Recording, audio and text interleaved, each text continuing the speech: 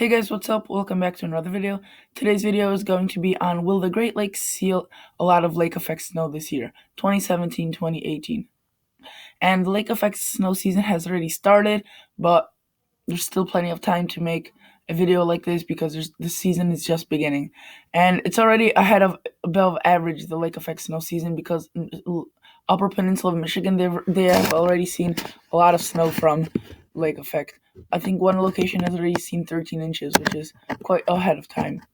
Even though there was one year where Buffalo, I think in November, saw like 100 plus inches. So usually, sometimes it could start at the beginning a lot and then slow down, but we will just need to see. But based on my predictions, I'll show you what I think.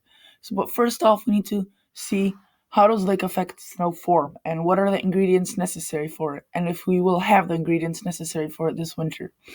So what we need is cold wind, or at least for the wind to be colder than the water of the lake, and then it needs to blow across the lake, causing the warm water with the moisture to rise into the atmosphere. Then that creates clouds, and then the clouds thicken, and the wind blows them on the shore, and it produces a lot of snow.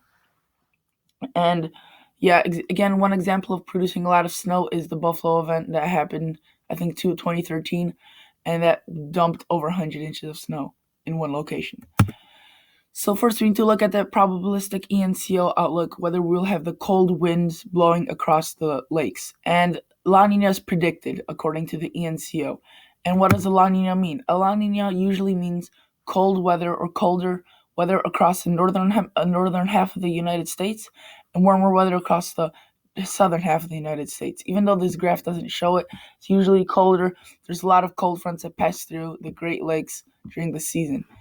So we also need to look at the water temperature, and this year the water temperatures are just about average, but we do have the extra cold air that will be a lot of cold air that will be coming with the La Nina, so that already puts it above average. You can see most locations are in the 50s, 60s, but the Lake Superior is only cooler, and this is important because if it does get too cold and the ice does form on the lakes, then that shuts down the lake effect snow machine, and you can't get any lake effect snow afterwards, because if there's ice on it, then you can't get any moisture to rise into the atmosphere with the wind blowing. So that's also very important. But overall, I think it'll be lots of lake effect snow this year. There'll be wind blowing from the northwest or the northeast, depends where.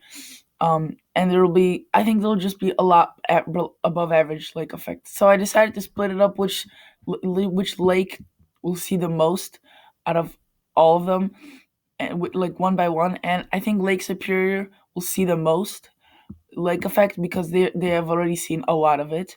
Then the second most prone lake that will produce the most is this area in western Michigan and northern Indiana. I just think so because it's just gonna be warmer waters there, so it's gonna produce more snow. I think that these lakes right here, Lake Ontario and right here in Chicago area, I think that they will be the third best producing lakes this year, and the reason for that is because there will be, I think, a lot of nor'easters riding up the coast, and that will produce a lot of snow onto the Chicago area because I'll turn the winds off Lake Michigan onto us. And then this one will produce more snow because it's just not as deep.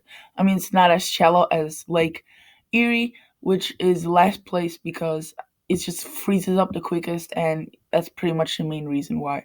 So thank you guys so much for watching. I'll be releasing more videos, so stay tuned. Consider subscribing and liking the video. As always, see you guys in the next episode.